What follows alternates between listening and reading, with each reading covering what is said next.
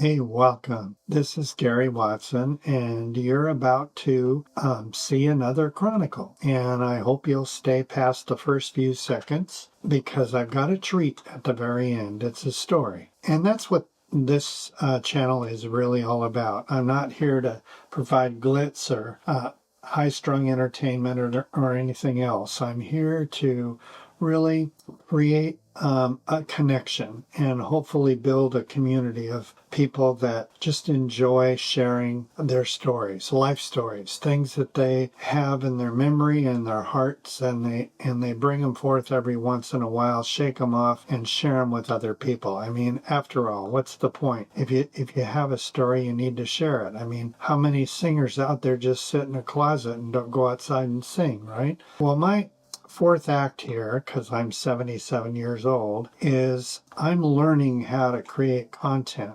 integrate music, integrate sound, storytelling, and create something on a video platform. Probably it's going to take a while to grow, so I'm really patient, but I'm hoping if you're out there, you might consider hitting the subscribe button and give me a hand. I'd appreciate it. Okay. Here we go for today's story. I'll switch it over in just a few seconds. 1, 2, 3. There's my hand. Hi, this is Gary, and I'm going to tell you a little short story about the connection between two paintings.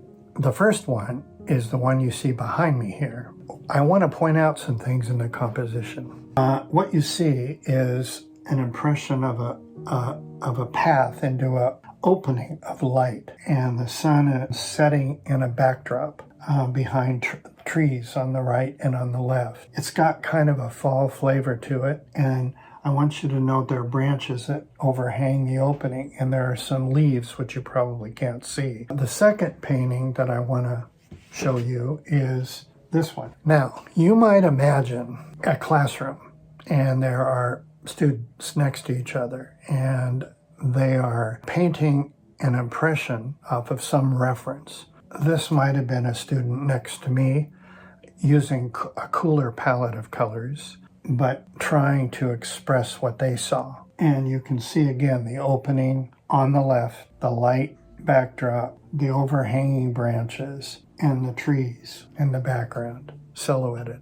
Now, if you imagine something like that, you would be wrong. This painting was done by my father. My father began painting when he was about 82, I think. Now, my father died when he was 94, and I discovered this painting when I went up to my sister's, and we went through some of the things that my father left behind, and there was a cache of about 40 or 50 paintings. And my sister said to me, go ahead, go through this and pick out one that you might like. Well, I went through the paintings and I grabbed this one and I brought it home with me, and I put it in a drawer of things that I wanted to frame one day as a remembrance of my father. Then maybe I'm guessing now, about 2 or so months later, I discovered this doodling that I had framed and put in one corner of my studio, and I looked at it and I was pretty much awestruck. Where did this come from? Because you see, the twist here is I painted this way before I ever saw his painting. So it begs the question, where do we draw from with our artistic expressions, the things we feel inside? Well, I'm not going to answer that question, but it reminds me of something that I thought of and felt when I was writing some of my books. And each time I would come to a passage that I really liked, I felt I was giving my marks of words or giving some kind of permanence to the thought or the idea that I was trying to express. And I feel much the same about my artwork.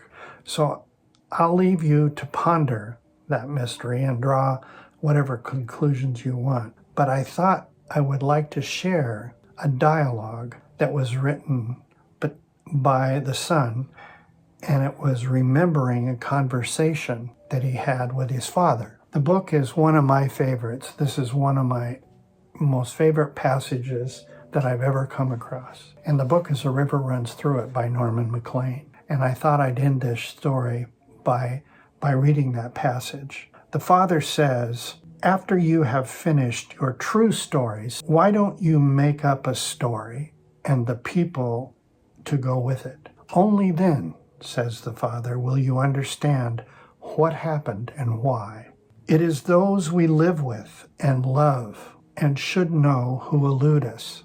As the son remembers that dialogue with his father years before, he says, now I am too old to be much of a fisherman. And now, of course, I usually fish the big waters alone, although some friends think I shouldn't. Like many fly fishermen in western Montana, where the summer days are almost Arctic in length, I often do not start fishing until the cool of the evening. Then the half-light of the canyon, all existence fades to being with my soul and memories and the sounds of the river and a 4-count rhythm and the hope that a fish will rise. Eventually, all things merge into one, and a river runs through it. The river was cut by the world's great flood and runs over rocks from the basement of time. On some of the rocks are timeless raindrops, and under the rocks are the words, and some of the words are theirs. I am haunted by the rivers.